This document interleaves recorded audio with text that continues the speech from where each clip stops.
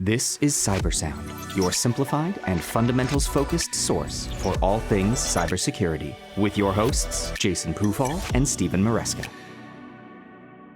Welcome to CyberSound. I'm your host, Jason Pufall, joined by Steve Maresca as usual. Hi, Steve. Hi, how are you doing today? Good. So here's a topic that we've been debating for a little while. Security products, silver bullets versus snake oil. And so I want to start, though, and I want to be clear about this right from the get-go, right? This is not a discussion around security products sort of being seen bad, right? Or in some way a negative discussion about security products. But I honestly do feel strongly that the security industry in general, I think, doesn't really do itself a favor in its marketing approaches and just generalized sort of branding around their products, right? I think too often we see security products positioned as really that silver bullet, right? The solution that's going to address all of your security needs. And I think in a way it gives customers overconfidence or a sense of overconfidence in what their security posture is without doing some of those more basic things that we often talk about. So I do want to spend some time on that today. I think, is the security industry sort of marketing itself properly? Are we selling products that actually solve problems? Are they too niche for their own good? Spending some time around that in our line of thinking. I know we're reasonably well aligned there, but I suspect we probably have some differences in this regard. Right. So a false sense of protection is the worst possible thing that you can have as a customer. When you deploy a new security product, it means that you think you're ready for an attack when you're not really. So let's talk about a couple of common ones, right? So the Firewall's probably the most recognizable, at least, security product that exists out there, right? We've been deploying them for 30 years, 25 years, a long time, and they've evolved significantly. Antivirus being another one. I mean, everyone's familiar Right. with that for the greater period of the same time frame. Do they do what they're intended to do? Hopefully. I think that most people deploy them because they think that they should, not because they know what they do. And with antivirus, you should. Right. Right. I mean, they're not a perfect solution, but you should have them. Right. Certainly. And efficacy. How good are they? What involvement do they need from you in order to work properly? And it's interesting with the antivirus in particular because that's evolved a lot over the last half dozen years or so. And some might say degraded over time too. In what way? Well, the common line of thought is that antivirus platforms these days are, though believed to be 100% guardians of your systems, they're like 30 to 50% effective depending upon which vendor we're talking about. Threats evolve. Threats are unique to each target from an attacker standpoint. Right. Antivirus works best when it knows what an attack is. Right. It only works in the realm of known threats. When it's new, it'll miss it. Yeah. So some of the old school viruses that would happen, right? They were very predictable. So antivirus, the basic definition base worked better, right? We do see a lot more activity now, or maturation in the space to try and identify behavior rather than just purely definition based. So I think I think they've made some improvements significantly. Of course, I say the more sophisticated, call it the basic antivirus platform, probably the more expensive too. Right. And getting back to firewalls, because you introduced that up front, at the end of the day, your business has to make holes into your network in order to function. And sometimes those can be broad enough to let anybody in. It's a question of how they're deployed and whether they are fit for purpose, not necessarily whether they're, going to keep someone out. If you need a service to be exposed, that means it's exposed to an attacker too, potentially. The biggest challenge that I have with the firewall, I guess there's probably a couple of them, but one of the things that I think is one of the hardest is, do you have a competent firewall administrator to actually deploy, manage, and oversee that, right? Because they're really sold and billed as sort of that main protective gate, right? That has been the line of thinking around a firewall for a long time. And there's some things that make them probably not as effective as they were 10 years ago, right? There's been a huge shift now to encrypt more traffic, certainly web traffic. A lot of the firewalls are designed to look for web-based threats. And frankly, unless you're going to deploy some fairly sophisticated techniques to evaluate that traffic, your firewall can't see or inspect encrypted traffic, right? So it limits their capability. And I think a lot of people don't really fully understand that, and I think treat these as that, that silver bullet. To your point, you deploy a firewall because you don't have one. You think it's protecting you. It's right there in the name. It's a wall. Right. Antivirus, anti. It's the connotation. And if they are simply not capable of inspecting things, that means that you need to have additional effort, additional expense. It's not something that you anticipate at the beginning, and that's missed on a lot of entities, unfortunately. And it's hard, right? So I want to be careful and really be fair to firewall companies. Managing a firewall policy set or a firewall rule set for anything bigger than like a 10-person company is complex. Right, and it's not the failing of the vendor. It's expected that the purchaser do that work. And we see it all the time, right? You deploy a new service, it doesn't work.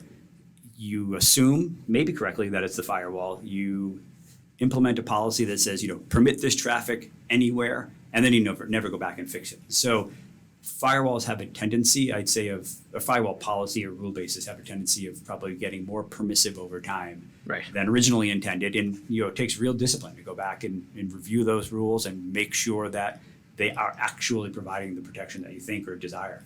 So neither of these are snake oil. These are things we would recommend on a regular basis. These are proven technologies when employed appropriately. But when they fail, and what's the common story? The threads that I perceive are that a customer's upset because an attacker was able to get in. Well, how? I have this protective device in place. The data that I consider most important leaked. How's that possible? Right. And circumstances often influence the deployment of a device like that, right? So if you think about the last year, maybe 18 months now, but there is a big migration from on-prem office-based workforce to remote, either fully remote, partly remote, whatever the case might be. You had your IT staff forced to trying to figure out how to accommodate that remote workforce. And a lot of time that meant opening firewall policies or reducing the restrictiveness of firewall policy to permit external people from getting in. We've seen a lot of cases where we've chatted with clients where they've been overly permissive to make sure that they were able to get the totality of their workforce, exposing themselves. I'd go even further. We've seen several incidents that we have dealt with explicitly that are caused by some of these more permissive changes. And they're not necessarily going away. There's now an expectation of remote work to some degree. I don't see that as a negative. It's flexibility in the workplace. That's always a good thing. But we have to adapt to it, and everyone that had to make those changes need to reevaluate, especially now as we're considering a shift back to the office in some places. So reevaluation is necessary. Everything that's deployed, from an antivirus, firewall, and every other solution that we might consider, these things need to grow with an organization and be revisited regularly. So you made a comment that I liked, and I can't remember if you did here or if when we were chatting about this a little bit before, but around the idea that if you don't understand or fully understand the technology that a vendor might be trying to sell you, you're probably not ready for it.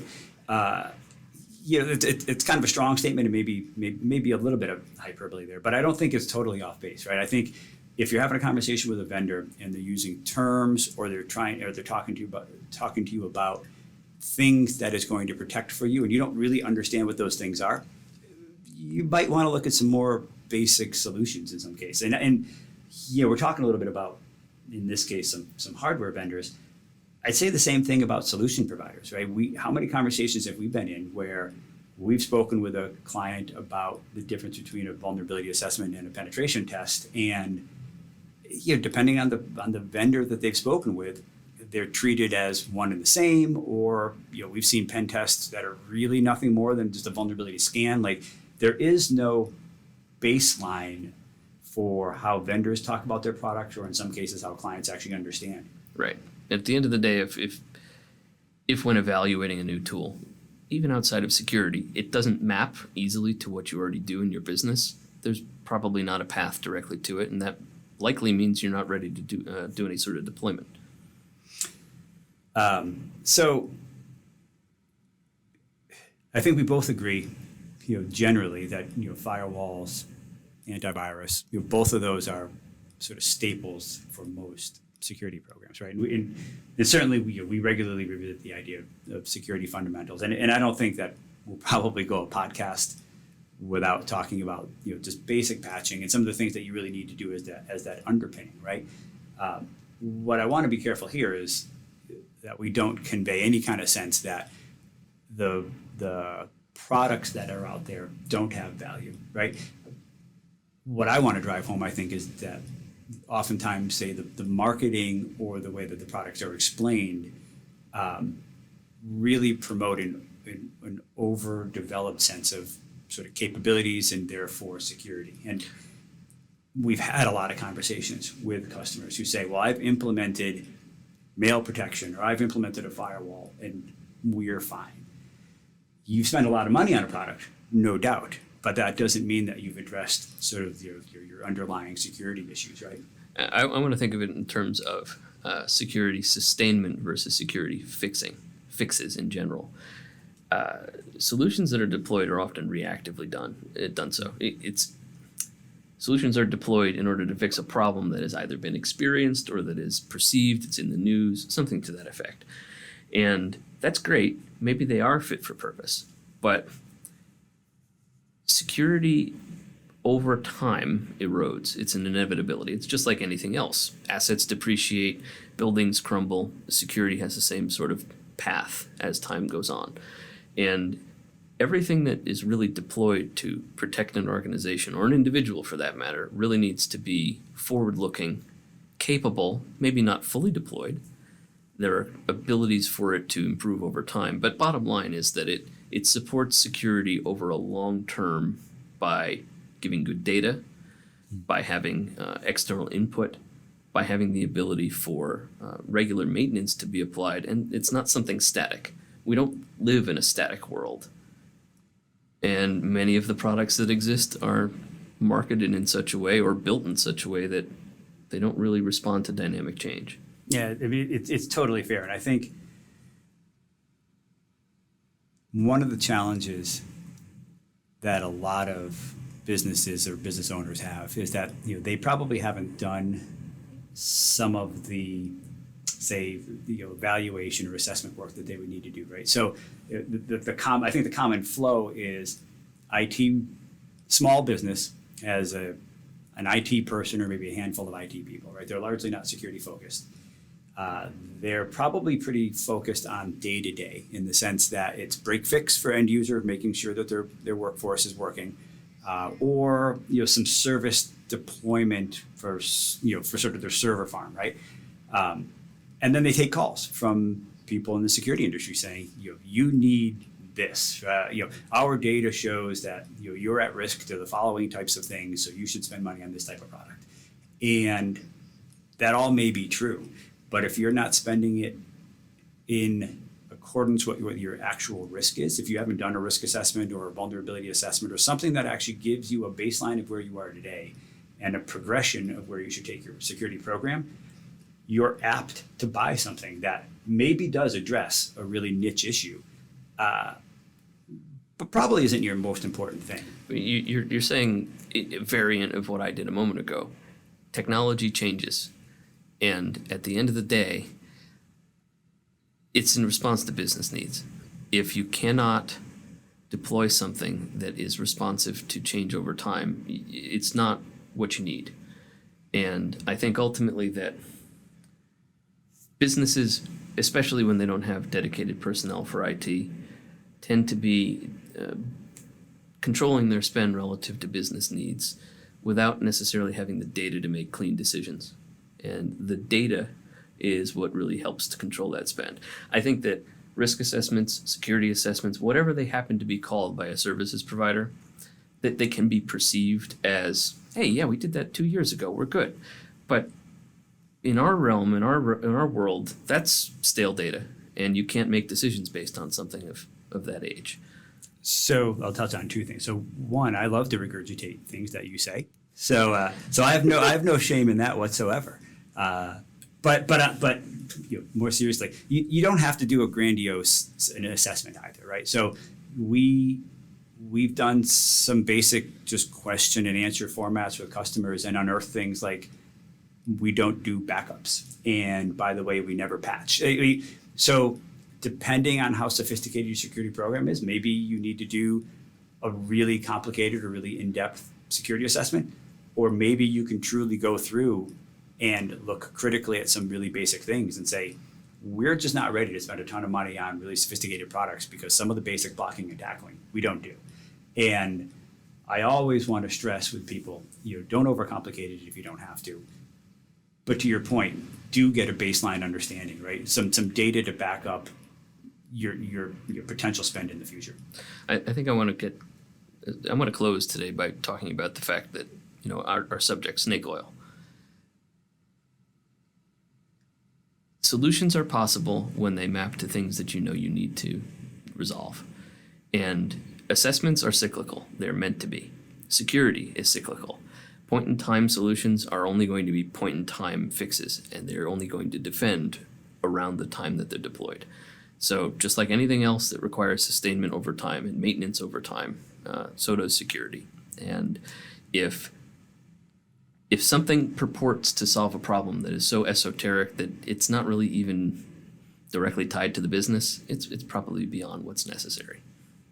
I think it's a fair point. And I know we're up against time, and anytime I hear the word purport and esoteric toward the tail end of thing, I think, all right, that's the pinnacle of this podcast for sure. As always, if anybody wants to hear more or talk more about this concept of silver bullets versus snake oil in the security industry, places where the security industry is doing well, maybe places where potentially you feel like it's failed in the past. I think it's an interesting topic, and happy to explore it a little bit more. Reach out to us on Twitter at Vancord Security. We'll cover it with more detail. And until next time, we appreciate everybody listening and hope you got some value out of this. Thank you.